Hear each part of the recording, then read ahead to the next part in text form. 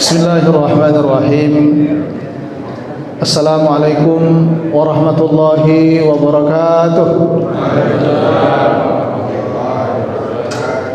Alhamdulillah, wassalatu wassalamu ala habibil mustafa Muhammadir Rasulillah wa ala alihi wa sahbihi wa mawalah, amma ba'd. Bapak Ibu hadirin wal hadirat jamaah salat zuhur, as-shaimun was-shaimat yang dirahmati Allah Subhanahu wa taala. Alhamdulillah, kita bersyukur kehadiran Allah Subhanahu wa taala berada di bulan terbaik, yaitu bulan Ramadan, dan diberikan kesempatan oleh Allah Subhanahu wa taala untuk melaksanakan ibadah salat zuhur berjamaah. Ditambah lagi pada ba'da zuhur ini kita melaksanakan ta'lim yang juga merupakan tempat yang mulia, yaitu majelis ta'lim di sisi Allah Subhanahu wa taala. Mudah-mudahan kehidupan kita diliputi barakah, dimudahkan segala urusan kita, dilimpahkan rezeki yang berlimpah dan barakah insyaallah, dan diberikan kelancaran beribadah terutama di bulan Ramadan.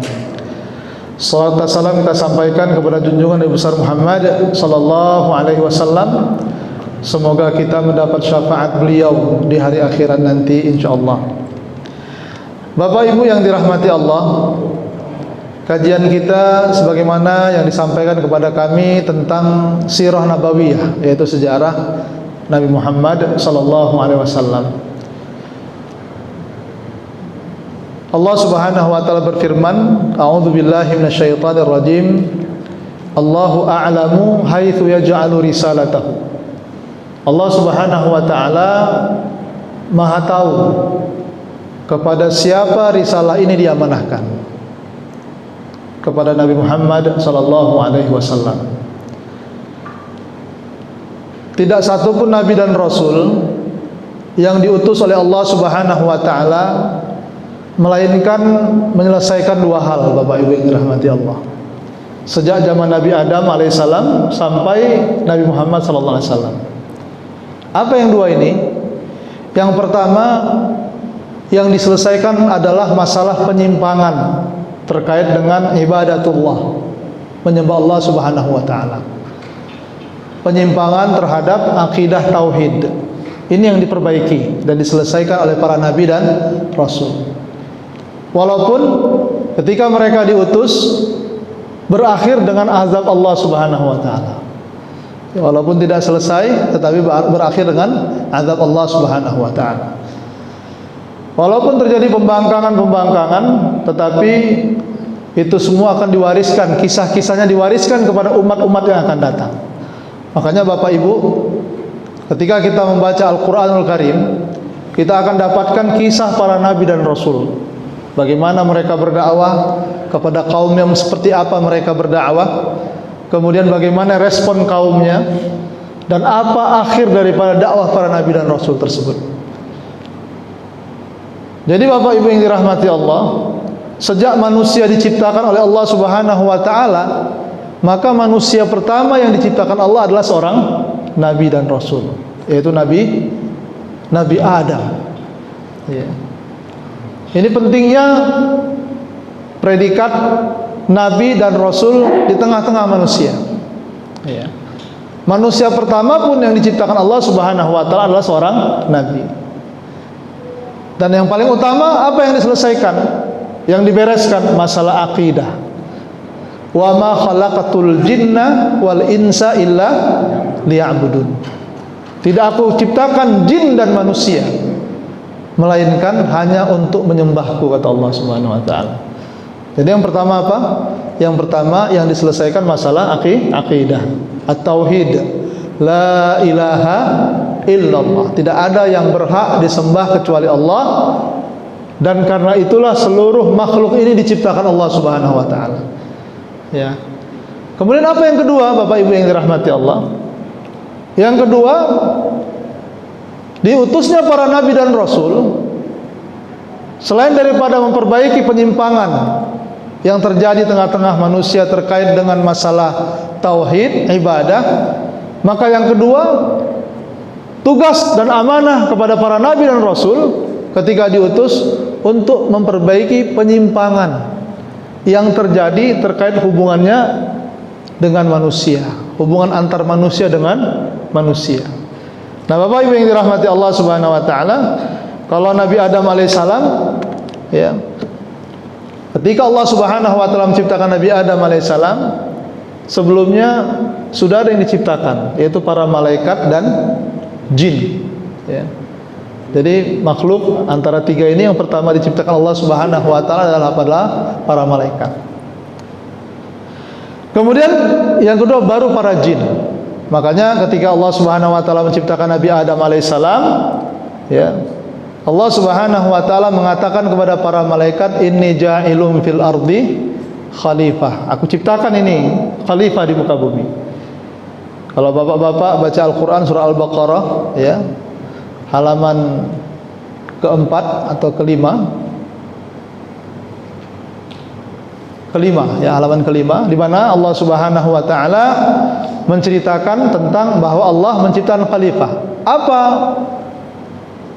komplain para malaikat? Nah, kalau kita bisa bilang komplain, ya Bapak Ibu yang dirahmati Allah. Kata para malaikat, ataj'alu fiha, apakah engkau menciptakan khalifah lagi?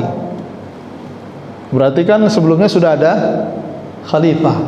Ataj'alu fiha may yufsidu fiha, orang benar khalifah yang engkau ciptakan itu pernah juga berbuat kerusakan.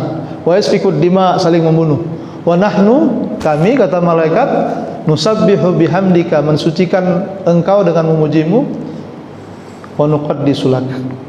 Jadi Bapak Ibu yang dirahmati Allah, para ulama mengkaji dalam buku Al-Bidayah wan Nihayah yang tulis oleh Imam Ibnu Katsir rahimahullah, ya, beliau ada menceritakan tentang penciptaan bumi ini. Ternyata Bapak Ibu, setelah Allah Subhanahu wa taala menciptakan alam raya ini, ya, dan sudah menciptakan para malaikat, Allah Subhanahu wa taala menciptakan para jin. Dan jin itu tinggalnya di muka bumi ini. Di bumi ini ditempatkannya para jin sebelum Nabi Adam alaihissalam diciptakan, ya. Ini ada dalam Ibnu Katsir rahimahullah. Kemudian Bapak Ibu yang dirahmati Allah, para jin ini diberikan amanah beribadah kepada Allah Subhanahu wa taala. Diberikan amanah untuk menjadi khalifatul ard, yang mengurusi bumi ini, ya. Khalifatullah fil ard, ya. Tetapi para jin ini Bapak Ibu, mereka saling berperang, saling merusak bumi ini, saling membunuh, ya. Kemudian akhirnya Allah Subhanahu wa taala memerintahkan para malaikat untuk memerangi mereka. Karena Bapak Ibu yang dirahmati Allah, para malaikat ini juga, jangankan ketika jin itu menjadi khalifah, ketika perang Badar pun para malaikat kan diutus oleh Allah Subhanahu wa taala memerangi kafir Quraisy, ya. Jadi ketika jin di muka bumi ini, para malaikat memerangi para jin, sehingga para jin ini Bapak Ibu itu tersudut di satu tempat yang hanya Allah Subhanahu wa taala yang tahu.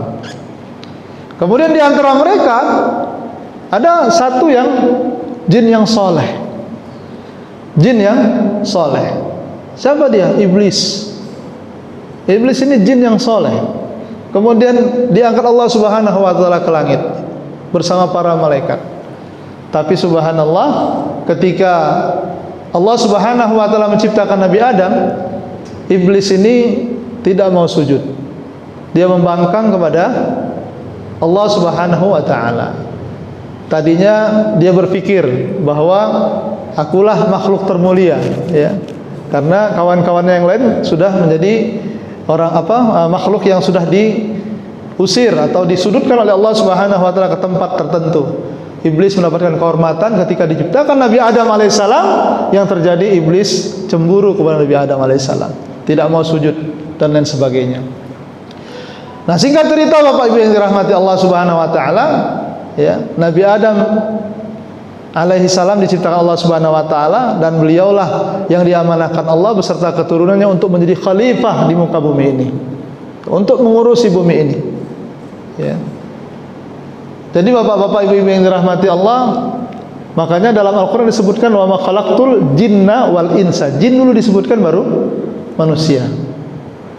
Dari sini kolerasinya sudah mulai nyambung dia.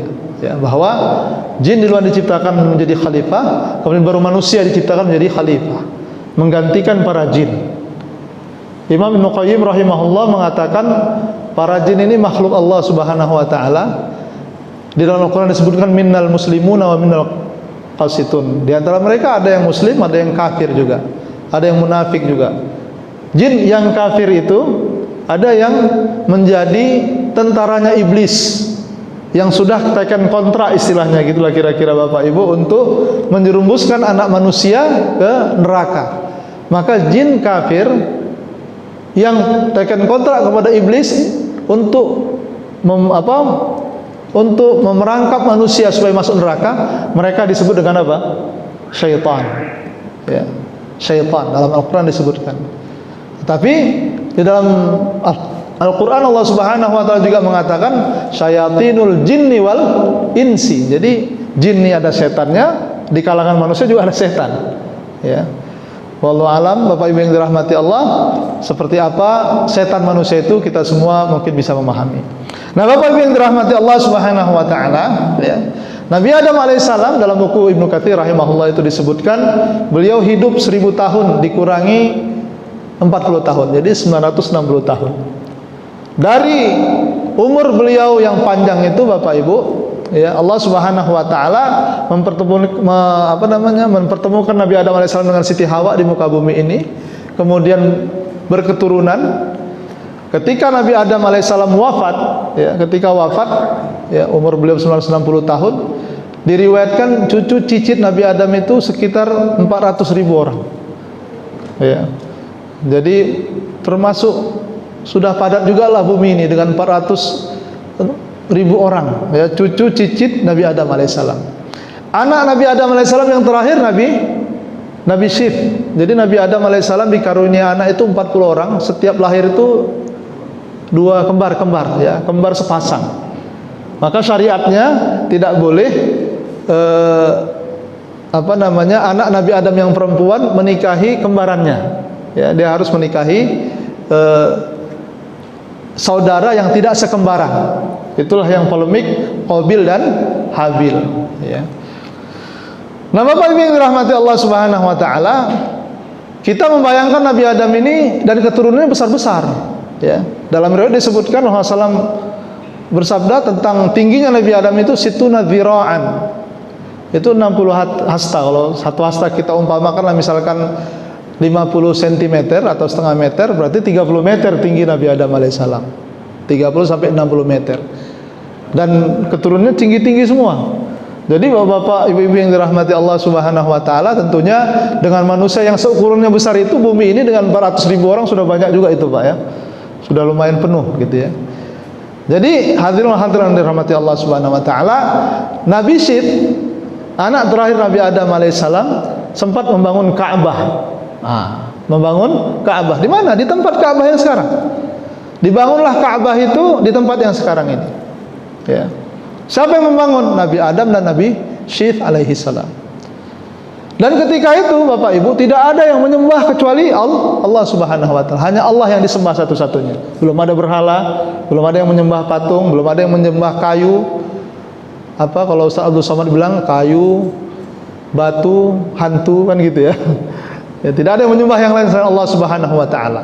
Jadi Bapak Ibu yang dirahmati Allah, ya, tidak ada yang menyembah selain Allah Subhanahu wa taala, semua menyembah Allah Subhanahu wa taala. Kemudian di antara keturunan Nabi Adam alaihissalam ada Nabi Idris. Jadi kalau kita runut, Nabi Adam, setelah itu Nabi Idris. Nabi Syith tidak disebutkan dalam Al-Qur'an, tapi ada dalam hadis Rasulullah SAW. Dan Nabi Syith alaihissalam bersama Nabi Adam membangun Ka'bah. Ketika di era Nabi Idris alaihissalam terjadi peperangan pertama umat manusia, antar umat manusia. Tetapi peperangannya Bapak Ibu bukan peperangan terkait dengan masalah tauhid, bukan, tapi masalah penyimpangan selain ibadah. Ya, apa itu Bapak Ibu? Di antara cucu cicit Nabi Adam alaihissalam di zaman Nabi Idris alaihissalam itu ada sekelompok yang suka berbuat fahisyah, perbuatan keji, berzina, membunuh dan lain sebagainya. Makanya dalam Al-Qur'an disebutkan wala tabarrajna tabarrujal jahiliyatil ula. Janganlah kamu berdandan wahai perempuan-perempuan seperti perempuan-perempuan di zaman dulu. Itu zaman sebelum Nabi Idris alaihissalam. Ya. Mereka diciptakan Allah Subhanahu wa taala antara keturunan Qabil dan keturunan selain Qabil. Dipisahkan Allah. Jadi dampak daripada pembunuhan Qabil kepada Habil itu terus sampai di zaman Nabi Idris alaihissalam. Apa yang terjadi Bapak Ibu? Entah kenapa keturunan Qabil ini ada dalam Ibnu Katsir. Keturunan Qabil ini, ya, keturunan Qabil ini terus mereka tinggal di daerah pesisir. Kemudian keturunan keturunan selain Qabil, kalau Habil kan terbunuh ya. Keturunan selain Qabil itu tinggal di daerah pegunungan. Dan entah kenapa diciptakan Allah Subhanahu wa taala keturunan Qabil ini perempuannya cantik-cantik, laki-lakinya jelek-jelek, ya. Sementara keturunan selain Qabil terbalik, perempuannya jelek-jelek, laki-lakinya ganteng-ganteng, sehingga terjadi fitnah, ya. Terjadi pertemuan dan di antara syariat ketika itu, ya, tidak ada syariat sembahlah Allah. Kenapa? Karena semua menyembah Allah. Tapi yang terjadi penyimpangan pertemuan mereka ini mengakibatkan perzinahan besar-besar, ya. Subhanallah Bapak Ibu yang dirahmati Allah Subhanahu wa taala, syariat yang disyariatkan Allah Subhanahu wa taala kepada Nabi Idris untuk disampaikan kepada manusia, dilarang bertemu keturunan Qabil dengan keturunan Habil. Keturunan selain Qabil. Ya, itu syariatnya.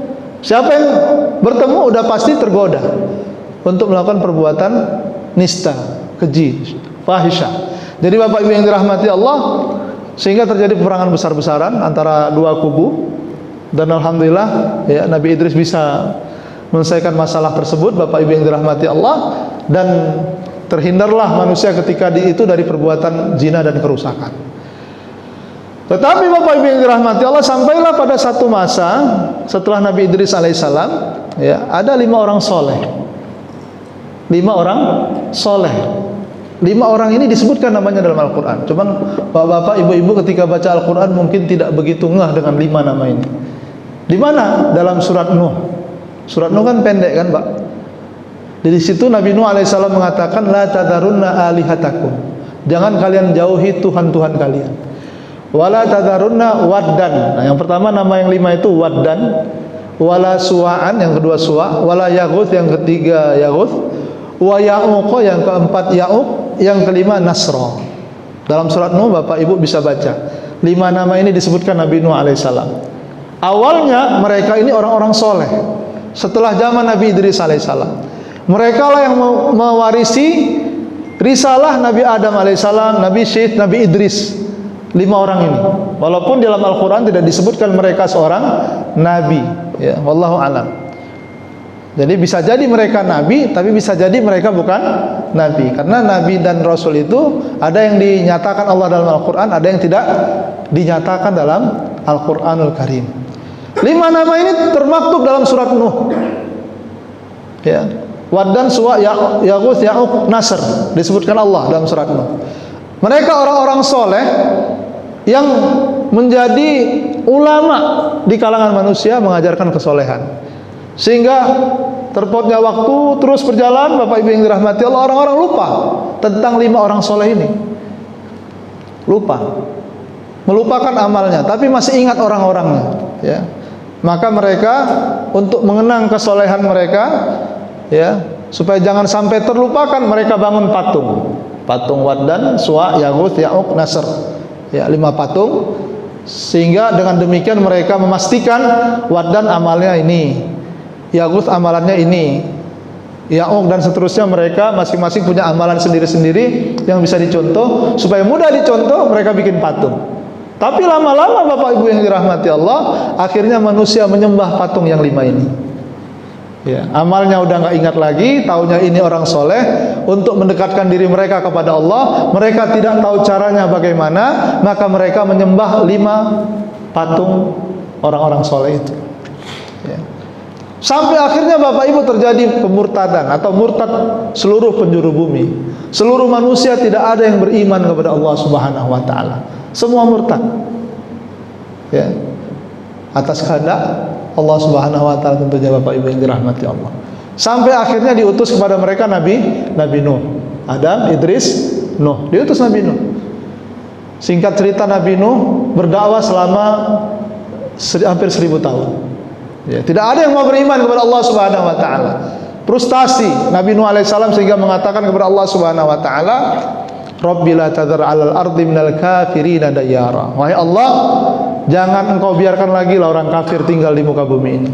Innaka intadharhum yudhillu ibadaka. Karena orang kafir ini, kalau engkau biarkan mereka hidup, mereka akan menyesatkan hamba-hambamu. Wala yalidu illa fajiran kafara. Mereka tidak melahirkan keturunan melainkan orang-orang yang kufur kepadamu, jahat dan kufur kepadamu. Jadi Bapak Ibu yang dirahmati Allah, Allah ijabah. Allah kirimkan sebuah azab yang semua kena, kecuali yang naik ke atas kapal. Dan yang diperkenankan naik di atas kapal hanya orang-orang tertentu yang diberikan hidayah oleh Allah Subhanahu wa taala. Hanya belasan orang, termasuk Nabi Nuh dan beberapa keturunannya. Termasuk istrinya, bukan istrinya yang diceritakan Nabi Nuh.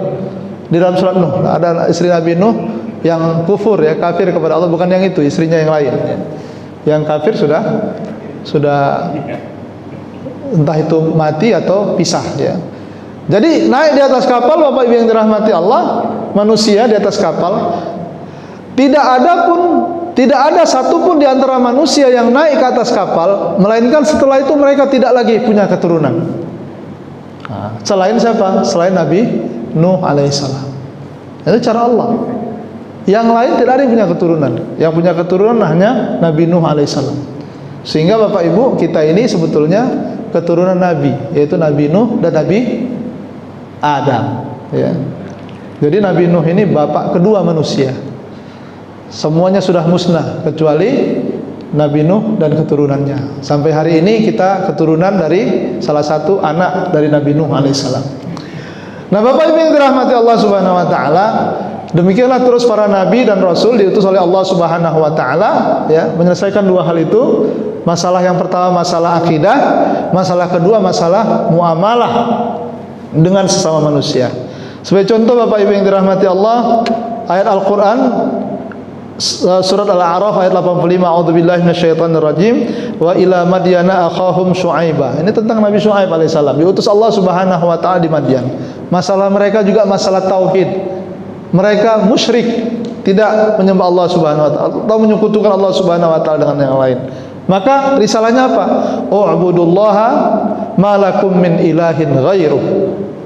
Sembahlah Allah. Jangan sampai ada Tuhan selain Allah Subhanahu wa taala. Itu Nabi Syu'aib diutus kepada manusia seperti itu. Kemudian masalah sosialnya apa? Masalah mereka dengan sesama manusia apa? Bapak Ibu yang dirahmati Allah, qad ja'atkum bayyinatun min rabbikum fa'awful kaila wal mizan wa la tabkhasun nas asya'ahum. Jadi masalah kaum Nabi Syu'aib itu suka mencurangi timbangan, suka mencurangi takaran. Ya, kalau misalkan sekarang Bapak Ibu yang dirahmati Allah, masalah sekarang misalkan pejabat-pejabat suka korupsi misalkan, ya kan? Atau tersebarnya perbuatan zina atau banyaknya bisnis-bisnis perzinahan sampai semua orang merasa nyaman dengan itu semua. Nah, begitulah keadaan kaum Nabi Syu'aib alaihissalam terkait tentang mencurangi takaran dan timbangan. Ibaratnya mustahil kaya kalau nggak curang. Udah begitulah kira-kira. Ya. Kalau zaman sekarang Bapak Ibu yang dirahmati Allah, sempat juga ada yang berani cakap, jangankan yang halal, yang haram pun payah nyarinya. Ya kan? Jadi sampai begitu. Kalau udah begitu Bapak Ibu, udah datanglah Nabi itu. Tapi sekarang ini sudah tidak ada diutus lagi Nabi dan Rasul setelah Nabi Muhammad SAW. Tapi yang memperbaikinya adalah para ulama. Ya, para ulama. Jadi Bapak Ibu yang dirahmati Allah Subhanahu wa taala, setelah Nabi Nuh, Nabi Saleh, Nabi Hud, Nabi Saleh, kemudian seterusnya Nabi Ibrahim alaihissalam. Di zaman Nabi Ibrahim alaihissalam, ya, ketika Nabi Nuh udah Islam lagi semua, bertauhid lagi semua, ya. Ketika di zaman Nabi Ibrahim alaihissalam semuanya murtad. Tidak ada di muka bumi ini yang beriman kepada Allah Subhanahu wa taala, menyembah Allah Subhanahu wa taala, enggak ada. Makanya ketika di zaman Nabi Ibrahim, Allah Subhanahu wa taala katakan dalam Al-Qur'an, kana Ibrahimu ummatan. Nabi Ibrahim itu walaupun satu orang, kata Allah, itu disebut umat. Kenapa? Yang lain murtad, hanya beliau yang bertauhid. Nah, ketika beliau menikah dengan Siti Hajar, Siti Sarah, kemudian juga diutus Nabi Lut alaihi salam, maka mulai bertambah. Dan tidak ada harapan Nabi Ibrahim alaihi salam berdakwah di tempat-tempat yang lain. Akhirnya Bapak Ibu ke Mekah. Ya, disuruh Nabi Ibrahim alaihi salam ke Mekah, meletakkan anaknya Nabi Ismail dan istrinya Siti Hajar di Mekah. Kemudian beliau juga kembali lagi ke Palestina. Bapak-bapak, ibu-ibu yang dirahmati Allah, di situ Allah Subhanahu wa taala membuka ya dakwah Nabi Ibrahim alaihissalam. Para nabi diutus Allah Subhanahu wa taala dari kalangan keturunan Nabi Ishak, Yakub, Yusuf dan seterusnya, kalangan Bani Israel alaihissalam, kalangan orang-orang Bani Israel ya, sampai Nabi Isa ya. Sementara Nabi Ismail alaihissalam berketurunan banyak di kota Mekah ya, sampai saling menikah dengan orang-orang kabilah-kabilah di Jazirah Arab. Dan nabi terakhir diutus Allah Subhanahu wa taala Nabi Muhammad sallallahu alaihi wasallam ya. Jadi Bapak Ibu yang dirahmati Allah, seperti itu pohonnya, akar-akarnya sampai tumbuh ke atas ya, para nabi dan rasul Allah Subhanahu wa taala. Yang menarik Bapak Ibu yang dirahmati Allah, yang menarik ya, bahwa dari Nabi Adam alaihissalam sampai Nabi terakhir Nabi Muhammad SAW, ini satu jalur semua nih Bapak Ibu ya. Sebetulnya tidak ada seorang nabi pun diutus oleh Allah Subhanahu wa taala melainkan mereka pasti memberitahukan kepada kaumnya bahwa akan datang nabi terakhir, yaitu Nabi Muhammad sallallahu alaihi wasallam ya. Tidak ada satupun nabi kecuali menyampaikan itu kepada kaumnya. Artinya ketika nabi ini datang, maka seluruh umat wajib beriman kepada Nabi Muhammad SAW. Mau umat Nasrani, mau umat Yahudi, dan cara-cara Allah Subhanahu wa taala seluruh. Contoh Bapak Ibu, rukun Islam. Rukun Islam kan ada 5, syahadah, asyhadu alla ilaha illallah wa asyhadu anna Muhammadar Rasulullah. Ini ketika umat lain hidup di zaman Nabi Muhammad SAW sudah jadi nabi dan rasul, maka wajib ikut Nabi Muhammad SAW. Mau Yahudi, mau Nasrani, walaupun agama mereka Yahudi yang nabinya Nabi Musa, ataupun Nasrani yang nabinya Nabi Isa, mereka wajib ikut Nabi Muhammad SAW. Apa contohnya? Ketika Nabi SAW melihat Umar bin Khattab buka buku Taurat, karena di Madinah itu banyak orang-orang Yahudi, mudah mendapatkan buku Taurat, kitab Taurat, dibaca oleh Umar bin Khattab radhiyallahu anhu, ditegur sama Rasulullah SAW. Apa kata Rasul? Lau kana Musa hayyan lawasi'ahu ayat tabi'ani. Kalau seandainya Nabi Musa itu masih hidup sekarang, dia pun ikut aku ya. Jangankan orang Yahudi yang kepada mereka diturunkan kitab ini, Nabi Musa pun kalau sekarang hidup ikut aku, kata Rasulullah SAW ya. Jadi Bapak Ibu yang dirahmati Allah, ini ya, yang membuktikan bahwa agama kita, agama Islam ini adalah agamanya para nabi dan rasul ya. Kalau kita lihat tentang Ka'bahnya, tadi saya katakan di mana Ka'bah pertama kali, kapan Ka'bah pertama kali dibangun? Ketika di zaman Nabi Adam. Ini Ka'bah, Pak. Kemudian ketika zaman Nabi Nuh, ya, Ka'bah itu hilang dan Mekah itu menjadi bumi yang gersang, tidak ada kehidupan sampai datangnya Nabi Ismail alaihissalam dan dikeluarkan Zam-Zam di situ. Ya, ini sejarah. Kemudian Nabi Ibrahim alaihissalam dan Nabi Ismail membangun Ka'bah di situ. Dan Ka'bah ini diserukan oleh Nabi Ibrahim supaya semua manusia datang kemari. Karena ayat Al-Qur'annya wa'adzim fin nasi bil haji. Seru kepada seluruh manusia, bukan cuma orang Jazirah Arab, seluruh manusia diseru. Jadi ketika Nabi Ibrahim menyeru itu Bapak Ibu, dan sudah dibangun Ka'bah, maka seluruh manusia merindukan Ka'bah, bukan hanya orang Arab. Dalam riwayat juga disebutkan para nabi dan rasul dari kalangan Bani Israel pun mereka datang ke Ka'bah. Melainkan ketika zaman Nabi Musa, itu Nabi Musa melarang kaumnya untuk datang ke Ka'bah. Kenapa? Karena di Ka'bah ketika itu sudah mulai banyak berhala. Sebelumnya belum ada berhala. Sekitar 500 tahun sebelum Nabi Muhammad SAW lahir, ya. 500-600, ya. Wallahu ta'ala alam. Yang penting di zaman Nabi Musa atau setelah Nabi Musa, ya, para ulamanya melarang orang-orang Yahudi datang ke Ka'bah. Kenapa? Karena banyak berhala. Dari situlah terputus. Tidak ada keturunan Nabi Ishak yang datang ke Ka'bah. Karena syariat mereka melarang, di situ sudah banyak berhala. Subhanallah Bapak Ibu yang dirahmati Allah Subhanahu wa taala, ketika Nabi Muhammad SAW menjadi nabi dan rasul dan sudah berdakwah di Madinah, kemudian dari Madinah kemudian balik ke Mekah untuk membebaskan Mekah dan Ka'bah dari berhala. Berhala sudah bersih semua, dan akhirnya yang pergi haji siapa, Pak? Siapa yang pergi haji ke sana dan umroh? Hanya umat Nabi Muhammad sallallahu alaihi wasallam. Ya. Padahal kalau ditanya siapa yang bangun nih Ka'bah? Nabi Ibrahim. Nabi Ibrahim itu bapaknya para nabi dan rasul.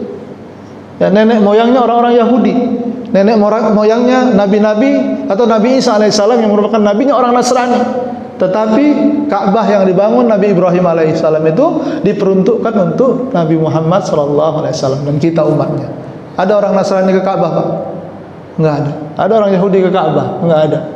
Padahal ini Ka'bah ini yang bangun Nabi Adam, ya, pondasinya di atasnya juga dibangun oleh Nabi Ibrahim alaihissalam, tetapi diwariskan kepada umat Nabi Muhammad sallallahu alaihi wasallam. Ya. Subhanallah. Begitu juga dengan sholat. Sholat, semua umat sholat sejak zaman Nabi Adam alaihissalam sampai Nabi Isa pun sholat. Coba Bapak Ibu baca surat-surat ayat-ayat terkait dengan Nabi Isa alaihissalam. Wa umirtu bis salati waz zakati madumtu hayya. Nabi Isa alaihissalam mengatakan, aku diperintah untuk sholat dan membayar zakat selagi aku masih hidup, kata Nabi Isa alaihissalam. Syariat sholat yang berdiri, ruku, sujud itu Bapak Ibu, sekarang kepada siapa itu diwariskan? Kepada umat Nabi Muhammad sallallahu alaihi wasallam. Bayar zakat kepada umat Nabi Muhammad sallallahu alaihi wasallam. Haji, puasa, subhanallah, ya. Jadi Bapak Ibu yang dirahmati Allah Subhanahu wa taala, inilah hebatnya kita mendalami sejarah Nabi Muhammad sallallahu alaihi wasallam. Nah, kemudian Bapak Ibu terakhir, kenapa kita perlu mendalami sejarah Nabi Muhammad sallallahu alaihi wasallam? Supaya hidup kita ini lebih sederhana, Pak, lebih simpel. Ya, zaman dulu ketika berhala, ya, orang-orang Quraisy itu hidupnya ribet. Ya, kenapa? Gara-gara banyak kali aturan yang nggak perlu, yang nggak penting, yang tidak semestinya. Contohnya Bapak Ibu, di zaman berhala itu mereka harus mengkultuskan binatang-binatang ternak. Repot, banyak sekali ritual-ritual yang nggak penting, yang tidak sama sekali sampai kepada Allah Subhanahu wa taala. Tapi mereka merasa sampai gitu. Sedangkan Allah Subhanahu wa taala sebetulnya tidak suka dengan ritual-ritual itu gitu. Itu yang diperbaiki oleh Nabi Muhammad sallallahu alaihi wasallam. Dampaknya kepada sosial, kemasyarakatan, ekonomi, politik dan sebagainya. Ya. Jadi Bapak-bapak Ibu yang dirahmati Allah Subhanahu wa taala, kemusyrikan ini berdampak kepada kehidupan sosial. Kalau kita lihat di zaman Rasulullah atau sebelum Rasulullah SAW menjadi nabi dan rasul, ya, ada di Ka'bah itu Bapak Ibu orang tawaf telanjang bulat, nggak pakai baju sama sekali, sehelai benang pun tak pakai. Ternyata orang-orang Mekah bikin peraturan dulu itu, siapa yang datang ke Mekah mau tawaf wajib tawaf pakai baju yang dibeli di Mekah. Padahal yang dijual itu, yang di Mekah itu pun dari luar juga sebetulnya. Tapi bikin aturan seperti kalau nggak sanggup beli wajib tawaf telanjang bulat. Tapi di zaman Rasulullah itu dihapus, tidak ada lagi tawaf telanjang. Banyak aturan-aturan, masalah pernikahan, masalah dan sebagainya. Sehingga ketika Rasulullah diutus Allah Subhanahu wa taala ingin menyederhanakan kehidupan manusia, baik dalam hal ibadah maupun muamalah. Enggak usah pakai riba, enggak usah korupsi, enggak usah mencuri, enggak usah merampok, enggak usah bisnis zina, enggak usah bisnis judi, enggak usah bisnis yang haram, memabukkan dan sebagainya.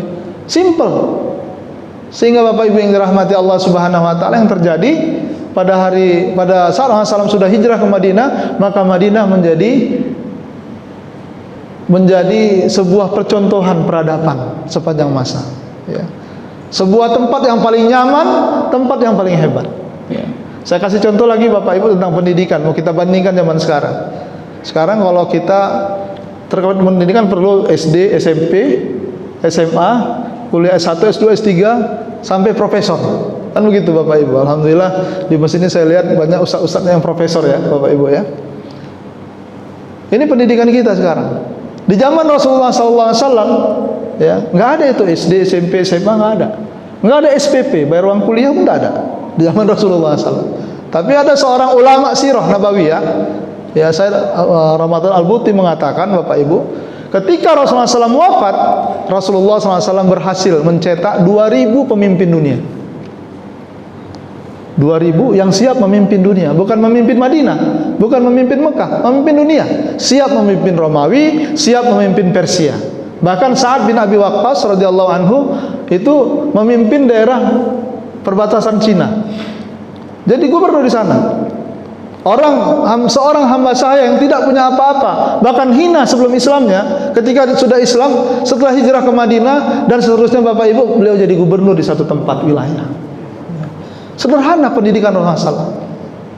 Ini Bapak Ibu yang dirahmati Allah, banyak kita udah tamat SD, SMP, SMA, kuliah, udah tamat kuliah, kita tanya mau nikah aja pun takut. Ya, mau berumah tangga, udah siap berumah tangga, nanti dulu lah, tunggu punya pekerjaan dulu. Ya. Dulu subhanallah, para sahabat dididik oleh Rasulullah SAW tanpa ada hal seperti itu, tetapi luar biasa mereka hebat-hebat. Ya. Dekat dengan masjid, dekat dengan Al-Quran, dekat dengan sholat, insya Allah terbuka. Allah bukakan pintu barakah dari langit dan dari bumi. Nah, Bapak Ibu yang dirahmati Allah, inilah mungkin ya kehebatan mendalami sejarah Nabi Muhammad SAW. Ya, mudah-mudahan kita termasuk orang-orang yang suka ya berinteraksi dengan sejarah Rasulullah SAW. Itu kawan saya yang suka konsentrasi tentang sirah Nabawi itu Ustadz Budi Ashari. Mungkin Bapak pernah lihat di YouTube. Itu adik kelas saya di Madinah. Beliau intens rutin yang mengisi tentang sejarah Rasulullah SAW, pendidikan, kehidupan Rasul di masa kecil, kehidupan Rasul dalam keluarga dan seterusnya, itu dikaji sehingga itu jadi model bagi kita untuk berqudwah kepada Nabi Muhammad SAW. Bapak Ibu yang dirahmati Allah, mungkin ini kajian zuhur kita ya. Mudah-mudahan Allah Subhanahu wa taala membukakan pintu hati kita dan membukakan cakrawala kita untuk senantiasa dekat dengan sejarah Rasulullah SAW. Ya, dengan demikian kita semakin paham Al-Quran, paham Islam, dan paham bagaimana akhir daripada kehidupan kita, karena kita punya bekal berqudwah dengan Nabi Muhammad SAW. Ini yang bisa saya sampaikan. Mohon maaf apabila ada kata-kata yang kurang berkenan dan sikap yang mungkin tidak elok dipandang. Aqulu qouli hadza wa astaghfirullah li wa lakum. Wassalamualaikum warahmatullahi wabarakatuh.